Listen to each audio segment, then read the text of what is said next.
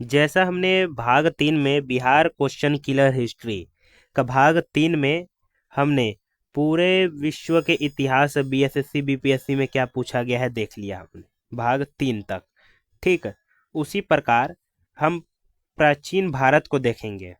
ठीक है, इसमें इस चौथे वीडियो में हम 3 चैप्टर को देखेंगे। प्राचीन भारत से इतिहास के स्रोत, प्रागैतिहासिक काल और पाषाण काल और सभ्यता। ठीक है, इस 3 चैप्टर को इस वीडियो में देखेंगे हम। ठीक है, चलिए शुरू करते हैं। चैनल को सब्सक्राइब कर दीजिए, लाइक कर दीजिए। ठीक है, दोस्तों के साथ शेयर करिए जो बीएसएससी बीपीएससी में inter level, matric level, graduation level की तैयारी कर रहे हैं। ठीक, चलिए चलिए जी, हम क्लास को आज शुरू करते हैं यहीं पे। पहला प्रश्न है भारत के इतिहास से ठीक है, प्राचीन भारत के इतिहास से इतिहास के स्रोत, शिलालेख, अभिलेख, ताम्रपत्र और सिक्के से प्रश्न आया है। ठीक है, 2021 में ये प्रश्न आया था। ठीक है, भारत में प्रथम सिक्के कहाँ चलन में आए? यदि आप मेरे इस चैनल में जाके इन्फॉर्मेशन जोन चैनल में जाके यदि खान सर का जो पॉकेट जीके है उसको मैंने पहले वीडियो में पढ़ाया है, जाकर देखेंगे तो उसमें जितने भी शिलालेख, अभिलेख, ताम्रपत्र, सिक्के से क्या प्रश्न है जो एसएससी रेलवे में पूछे जाएंगे। ठीक है, बीपीएससी में तो बीएसएससी में तो पूछा ही जाएगा, वहां आप जाके एकदम बढ़िया से पढ़ सकते हैं। खान सर का पॉकेट जीके है। ठीक है, शुरू करते हैं। भारत में प्रथम सिक्के कहाँ चलाए गए थे? तो आप बताएंगे कि उत्तर भारत में चलाए गए थे। ठीक है, चलिए दूसरा प्रश्न है, प्रयाग प्रशस्ति किस भाषा में लिखा गया है? प्रयाग प्रशस्ति किस भाषा में लिखा गया? तो यह संस्कृत भाषा में लिखा गया है। भारत में सर्वप्रथम सोने के सिक्के जारी करने वाला निम्नलिखित में से कौन थे? तो आप कहेंगे कुषाण। ठीक है, चलिए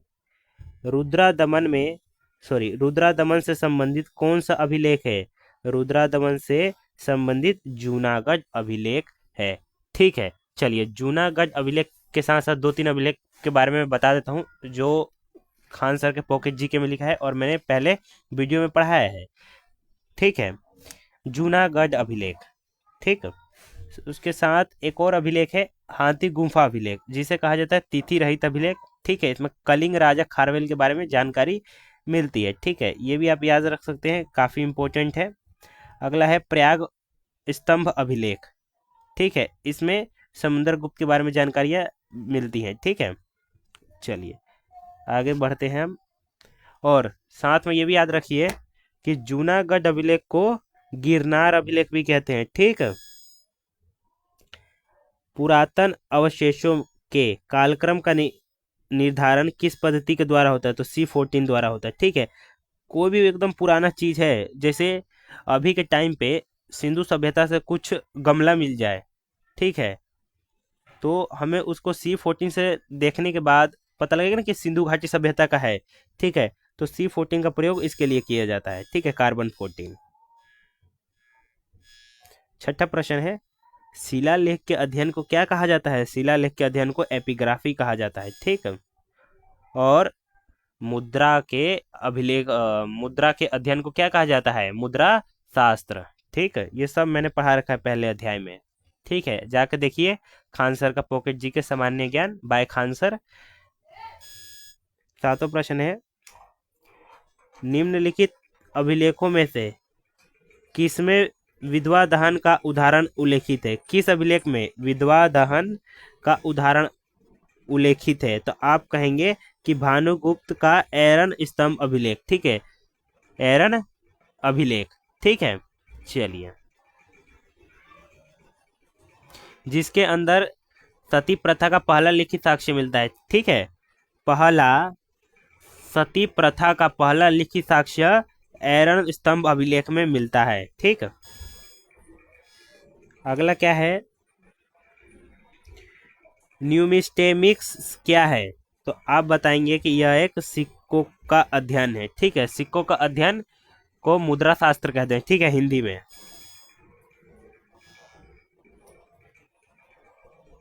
जिसे मुद्रा विज्ञान कहते हैं। 1420 ईस्वी में विजयनगर साम्राज्य का भ्रमण करने वाला पर्यटक निकोले कोंटी कहाँ का था? निकोले कोंटी कहाँ का था? तो आप बताएंगे कि इटली के निवासी थे वो। ठीक। अगला है हेवेन सांग ने भारत भ्रमण किया कब? तो आप बताएंगे हर्ष के शासनकाल में। ठीक है, हेवेन सांग ने भारत का भ्रमण किया यानी भारत को घूमा।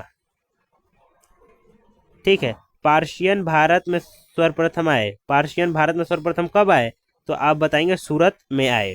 ठीक है, निम्नलिखित में से किसने नालंदा विश्वविद्यालय में अध्ययन किया? तो आप बताएंगे कि हेवेन सांग ने किया नालंदा विश्वविद्यालय में अध्ययन। चीनी यात्री शिंग युआन, ठीक है, सुंग युन ने भारत की यात्रा की थी कब? यहाँ पूछा है जो चीनी यात्री हैं शिंग युन, ठीक है, वो भारत की यात्रा कब किए थे? तो आप बताएंगे 515 ई से 520 ई तक। ठीक है, वो भारत की यात्रा करते रहे। निम्नलिखित में से कौन सा कथन सही है? ठीक है, कथन को पहले ध्यान से पढ़िए। पहला क्या कथन है कि 326 बीसी में सिकंदर ने भारत पर आक्रमण किया। दूसरा क्या है? तक्षशिला का राजा, ठीक है, आम्भी ने सिकंदर और उसकी सेना का स्वागत किया। ठीक है। तीसरा क्या है? सिकंदर की मृत्यु 322 बीसी में हुई। तो आप इसमें बताएंगे कौन सा सही है? तो जो केवल 1 और 2 है, ठीक है, इसमें 3 ही ऑप्शन है, तो केवल 1 और 2 यही दोनों करेक्ट है कि 326 बीसी में सिकंदर ने भारत पर आक्रमण किया। ठीक है, चलिए अगला क्या है? निम्नलिखित में से कथनों पर विचार कीजिए। फहान एक चीनी तीर्थ यात्री था जो हर्ष के शासनकाल के दौरान भारत आया था। दूसरा क्या है? हेन सांग एक चीनी बौद्ध भिक्षु थे जिन्होंने चंद्रगुप्त द्वितीय के शासनकाल के दौरान भारत का दौरा किया। ठीक, पूछा है इसमें से कौन सा कथन सही है? ठीक है, तो इसमें से कोई सा भी कथन बिल्कुल सही नहीं है। तो आप ये सुनिए कि जो चीनी यात्री फहान थे चंद्रगुप्त विक्रमादित्य, ठीक है, विक्रमादित्य के समय 399 से 414 ईसा में भारत आए थे। ठीक है, चलिए ठीक है। और जो यहाँ बता रखा है कि हेन सांग एक चीनी बौद्ध भिक्षु थे जिन्होंने चंद्रगुप्त द्वितीय का शासनकाल के दौरान भारत का दौरा किया था, नहीं, ठीक है, ये हर्षवर्धन के शासनकाल में भारत आए थे। ठीक है, इस चीज को भी आप ध्यान रखते हुए चलिए क्योंकि ये वाक्यों में लपेट देगा आपको। ठीक है, वाक्यों में फंसाना चाहता है आपको। आंसर वाला और जो इन्होंने गलत दे रखा है दोनों का तो लगेगा एक ही। ठीक है, बस अंतर होगा 2 से 3 मुख्य शब्दों का। ठीक है, चीनी यात्री, ठीक है, चीनी यात्री इतसिंग ने बिहार का भ्रमण किया लगभग कब? ठीक है, तो इन्होंने 673 ईसा पूर्व में किया। ठीक है, कब? 673 ईसा पूर्व में। यहाँ दे रखा है 637 ईसा पूर्व, ये आपको कंफ्यूज करने के लिए दिया है। जब ये 637 ईसा पूर्व लिख रहे होंगे पेपर वाले तो उनके मन में 673 आया होगा। ठीक है, कि 673 का आंसर है, तो करते हैं एक काम करते हैं 7 को इधर 3 को इधर कर देते हैं। ठीक है, तो एक गलत ऑप्शन बन गया 637 आपको कंफ्यूज करने के लिए। भारत में रहते हुए अल बिरूनी ने किसका अध्ययन किया? तो आप बताएंगे संस्कृत भाषा का अध्ययन किया। ठीक है, पाइथागोरस थे, कौन थे? एक यूनानी थे। ठीक है, पुराणों की संख्या कितनी है? तो आप बताएंगे पुराणों की संख्या 18 है। ठीक है जी, कौन कौन से पुराण है नीचे दिया गया है। ठीक है, सत्यमेव जयते कहाँ से लिया गया है? ठीक है, आप देखेंगे कि अशोक स्तंभ के नीचे वहां लिखा रहता है सत्यमेव जयते, कहाँ से लिया गया है? तो आप कहेंगे मुंडक उपनिषद से। ठीक है, वेरी इंपॉर्टेंट, कहाँ से? मुंडक उपनिषद से। यह भारत का राष्ट्रीय आदर्श वाक्य है। ठीक है, जो मुंडक उपनिषद से लिया गया है। इसका मतलब क्या होता है? सत्य की ही जीत होती है और होती रहेगी। ठीक है, अगला क्या है? श्रीमद् भागवत के रचयिता का नाम क्या था? ठीक है, यहाँ पूछा गया है कि श्रीमद् भागवत के रचयिता का नाम था, तो आप बताएंगे श्री वेद व्यास। ठीक है, जिसके अंदर 18 अध्याय हैं यानी 18 चैप्टर है और 700 श्लोक हैं। ठीक है, निम्न में से किसकी पांडुलिपि को यूनेस्को की सूची में शामिल किया गया है? ठीक है, किसके पांडुलिपि को यूनेस्को की सूची में शामिल किया गया? तो आप कहेंगे ऋग्वेद को। ठीक है, कब? 2007 में। ठीक है, नोट करते हुए चलिए। उपनिषदों के मुख्यतः विवेचन है उपनिपदों में मुख्यतः विवेचन है। क्या विवेचन है? तो आप बताएंगे कि दर्शन शास्त्र। ठीक है, चलिए, कुछ शब्दों में गड़बड़ हो जाता है, इन सबको इग्नोर कीजिए आप। रामचरितमानस किसने लिखी? तो आप बताएंगे कि रामचरितमानस किनके द्वारा लिखी गई? तुलसीदास जी द्वारा। ठीक है। बौद्ध साहित्य लिखा गया कब? किस भाषा में? तो पाली भाषा में बौद्ध साहित्य लिखा गया। ये कब लिखा गया यहाँ पे नहीं लिखा, पर मैं आपको कमेंट बॉक्स में बता दूंगा डेट। ठीक है। रामायण किसने लिखी? तो आप बताएंगे कि रामायण वाल्मीकि जी ने लिखी। वाल्मीकि जी ने लिखी। ठीक है। किस काल में अछूत की अवधारणा स्पष्ट रूप से उद्धृत हुई थी?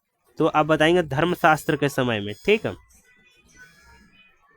निम्नलिखित में से कौन सी घटना सबसे पहले घटी? ठीक है, तो वह घटना थी कौन सी? उपनिषदों की रचना। ठीक है, जिसमें 12 प्रमुख उपनिषद हुए। ठीक है, प्रमुख, और संख्या कितनी है? 108।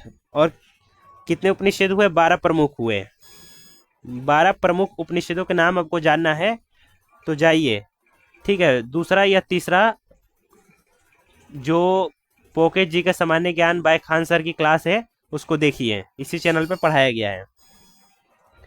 पवित्र ग्रंथों पर की गई टिप्पणियों का संकलन महाविभाषा किसने दिया था? महाविभाषा किसने दिया था? तो आप बताएंगे वसुमित्र ने। ठीक है।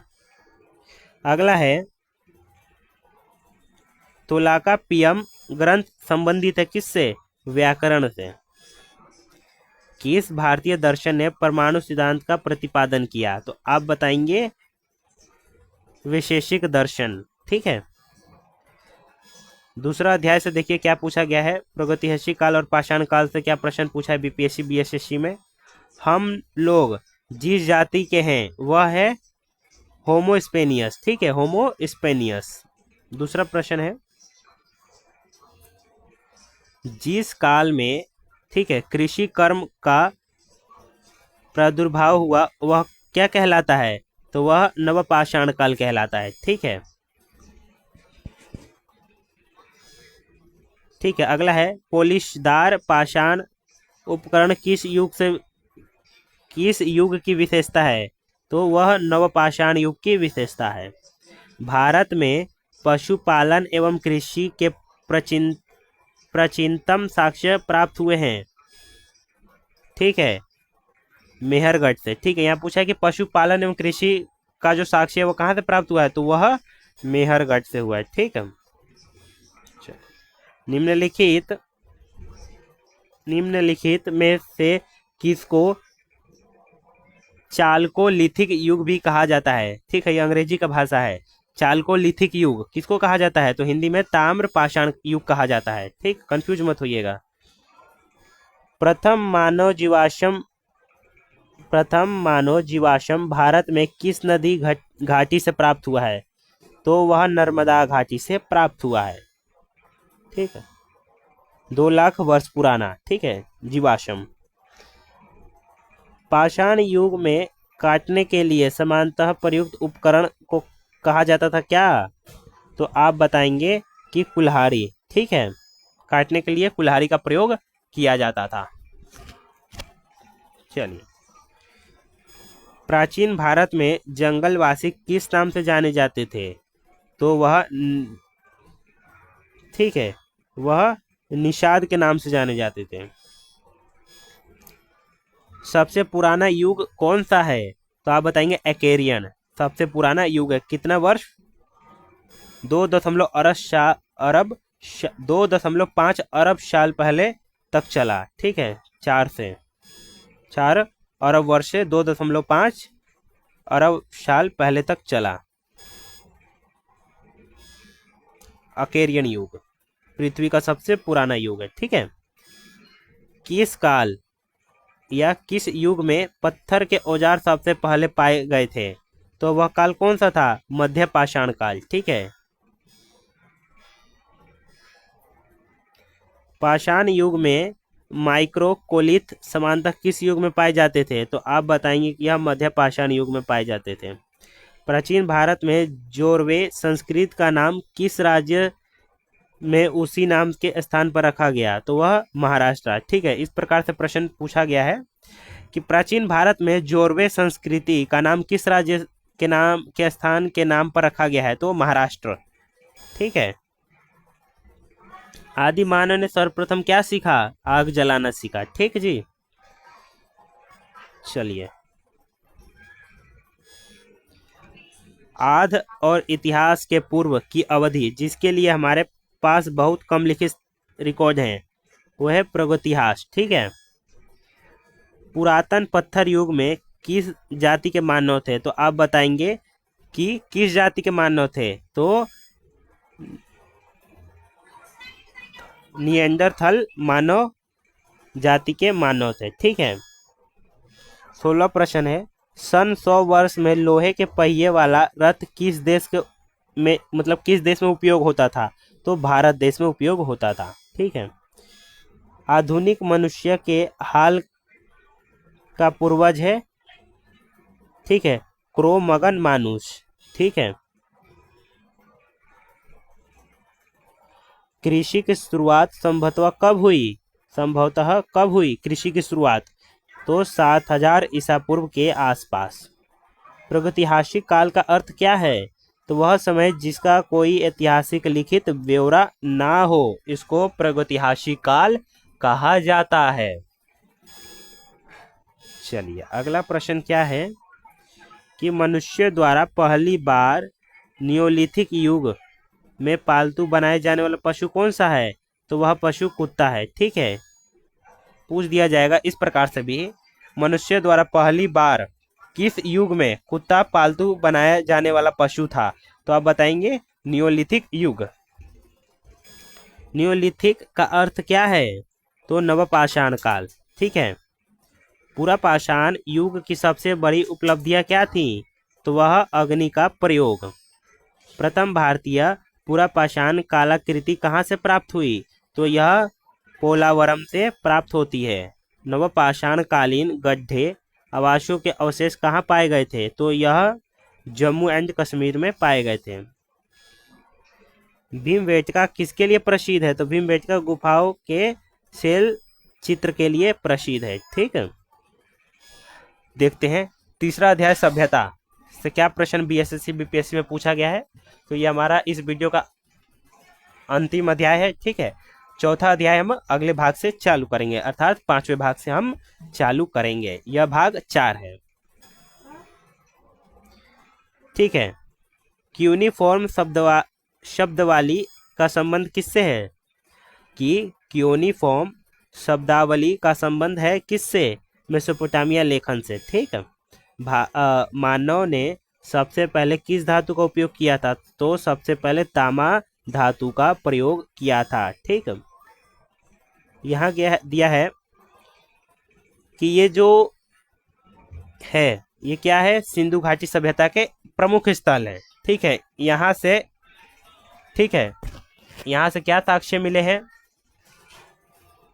ठीक है। जो खान सर का पॉकेट जीके है, ठीक है, सिंधु घाटी सभ्यता से ये प्रश्न पूछा गया है। तो प्राचीन भारत, ठीक है, प्राचीन भारत में अध्याय 3 है सिंधु घाटी सभ्यता से यह प्रश्न पूछा गया है। ठीक है। उसी के अंदर आपको कार्बन 14 की पद्धति के बारे में मिल जाएगा। ठीक है।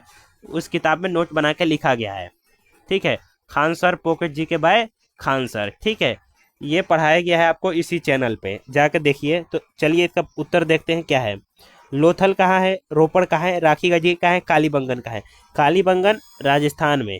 ठीक है। और अगला क्या है? रोपड़। रोपड़ कहाँ है? पंजाब में। ठीक है। रोपड़ कहाँ है? पंजाब में। और राखी गढ़ी कहाँ है? हरियाणा में।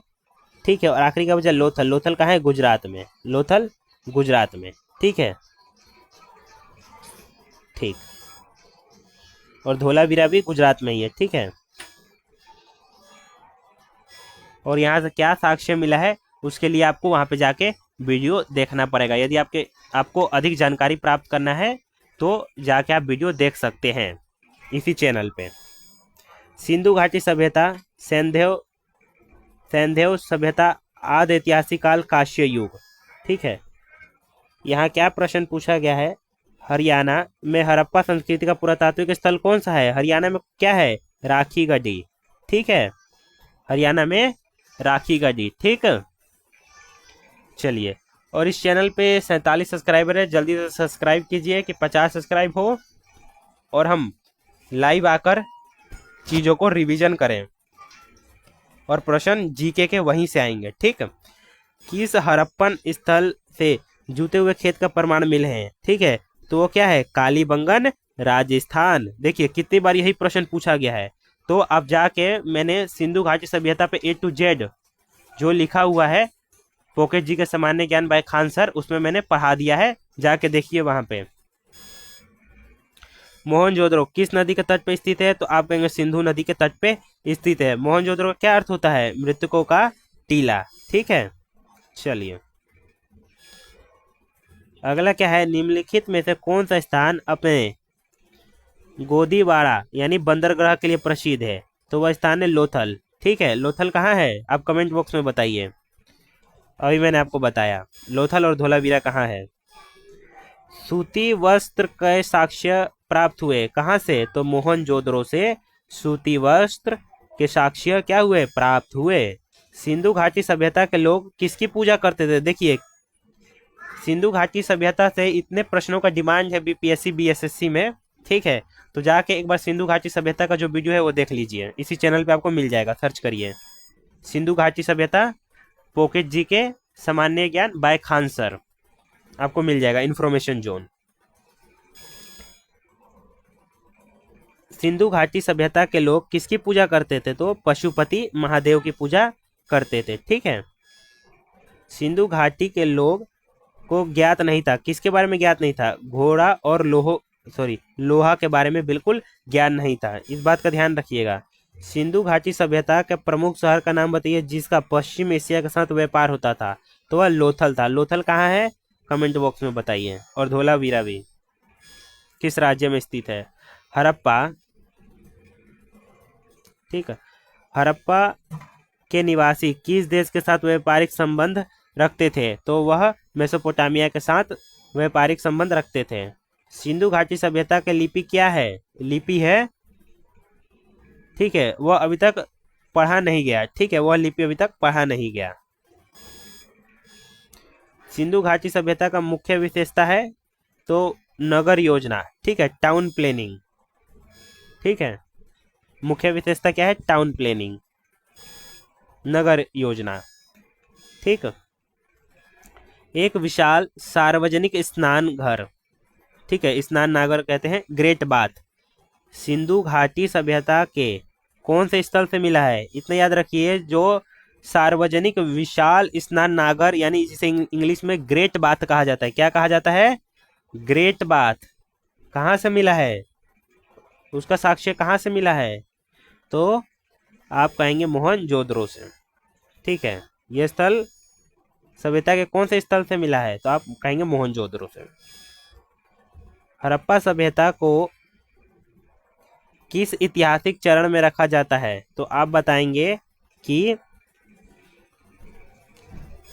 अर्ध इतिहास में रखा जाता है, यानी अर्ध ऐतिहासिक युग से रखा जाता है, ठीक है। अगला प्रश्न है, निम्नलिखित में से किस पुरातत्वविद ने सिंधु घाटी सभ्यता के मोहनजोदड़ो की प्रारंभिक खोज की? यहाँ पूछा गया है कि मोहनजोदड़ो की खोज कब हुई, किसने की? तो आप कहेंगे राखल दास बनर्जी। कब? 1922, ठीक। चलिए, सिनौली निम्नलिखित में से कहाँ है? तो आप बताएंगे कि उत्तर प्रदेश में, ठीक है। हड़प्पा सभ्यता संबंधित है कांस्य युग से। हड़प्पा सभ्यता को सिंधु घाटी सभ्यता भी कहा जाता है, ठीक है, कांस्य युग भी कहा जाता है, क्योंकि उस समय के लोग कांस्य युग मतलब कि कांस्य धातु को जानते थे, यानी तांबा को जानते थे। सिंधु घाटी सभ्यता का सिंधु घाटी सभ्यता की अधिकतर मुहरें निर्मित हैं सेलखड़ी से। सेलखड़ी एक पत्थर है, ठीक है, याद रखिएगा। किस पत्थर से, किस धातु से बना है? तो आप कहेंगे कि सेलखड़ी नामक पत्थर से बना है। और सिंधु घाटी सभ्यता में हाजा कौन सी पक्षी को कहा जाता था? तो आप बताएंगे कि मोर को कहा जाता था, ठीक। चलिए, और इस बात को भी ध्यान रखिए कि कालीबंगा, ठीक है, जो राजस्थान में है, यहाँ से जूते हुए खेत के साक्ष्य प्राप्त हुए हैं, ठीक। तो कालीबंगा का अर्थ क्या है? काली चूड़ियाँ, ठीक है। चलिए, इतना भी ध्यान रख लीजिए आप लोग। सिंधु घाटी स्थल, ठीक है, सुत का गेंडोर, ठीक है, क्या लिखा है? सुत का गेंडोर किस नदी के मुहाने पर स्थित है? तो यह दाशक नदी के मुहाने पर स्थित है। सिंधु घाटी स्थल हुलास भारत के किस राज्य में स्थित है? जो स्थल है सिंधु घाटी सभ्यता का स्थल है हुलास, किस राज्य में स्थित है? तो आप बताएंगे कि यह गुजरात में, यह गुजरात में नहीं है, ठीक, यह उत्तर प्रदेश में। कहाँ है? यह उत्तर प्रदेश, कौन से जिले में? सहारनपुर जिले में स्थित है हुलास, ठीक है। चलिए, यहाँ कुछ मैच ऑफ द फॉलोइंग दिया है। क्या पूछा गया है यहाँ कि कालीबंगा कहाँ है? जैसे बताया राजस्थान में है, ठीक। चलिए, अगला क्या है? सुरकोटडा। सुरकोटडा क्या है? भुज कच्छ में, ठीक है, भुज कच्छ में, गुजरात, ठीक। अगला क्या है? कोट दीजी। कोट दीजी कहाँ है? तो आप बताएंगे कि यह सिंध में है और बनावली हरियाणा। चलिए, यहाँ आ गया ना कि मोहनजोदड़ो का शाब्दिक अर्थ क्या है? तो आप बताएंगे मृतकों का टीला, ठीक है, 1922 में खोज किया गया था, जैसे मैंने ऊपर बताया था। मोहनजोदड़ो का स्थानीय नाम क्या है? तो आप बताएंगे मृतकों का टीला। सिंधु घाटी सभ्यता के किस स्थल से जल संरक्षण साक्ष्य मिला है? तो धोलावीरा, ठीक है, धोलावीरा कहाँ है? गुजरात में। मैंने ऊपर पूछा था कि आप कमेंट बॉक्स में लिख के जाइएगा, तो कहाँ है? गुजरात में, ठीक है, धोलावीरा भी गुजरात में है। यहाँ से क्या मिला है? जल संरक्षण, वाटर रिजर्वेयर, ठीक है, का साक्ष्य धोलावीरा से गुजरात में है, ठीक है, वहां से मिलता है, ठीक। अगला क्या है? इंडस घाटी सभ्यता। इंडस घाटी सभ्यता, हाँ, आपको कंफ्यूज करने के लिए है, ये प्रश्न पूछा गया है। इंडस यानी सिंधु नदी, ठीक है, तो यह अंग्रेजी में लिखा है, तो कंफ्यूज मत होइए। इंडस घाटी सभ्यता यानी सिंधु घाटी सभ्यता की निम्नलिखित साइटों में से कौन सी पाकिस्तान के लरकाना जिले में सिंधु घाटी के तट पर स्थित है? तो आप बताएंगे मोहनजोदड़ो, ठीक है। कौन सी जिले में स्थित है? मतलब कि लरकाना जिले में कौन सा स्थल स्थित है सिंधु नदी के तट पे? तो आप बताएंगे मोहनजोदड़ो, ठीक है। चलिए, अगला प्रश्न क्या है? सिंधु सभ्यता के बारे में निम्न में से कौन सा कथन गलत है? तो कौन सा कथन गलत है? तो लोग लोहे से परिचित है नहीं। सिंधु सभ्यता के लोग ना ही घोड़े को जानते थे और ना ही लोहे को जानते थे, ठीक है। सिंधु घाटी की सभ्यता का विचार कहाँ से हुआ? विस्तार कहाँ से हुआ? तो यह पंजाब और सिंध से हुआ। मोहनजोदड़ो से प्राप्त नर्तकी की मूर्ति किस धातु से बनी है? नर्तकी की मूर्ति कहाँ से प्राप्त हुआ है? मोहनजोदड़ो से, ठीक है।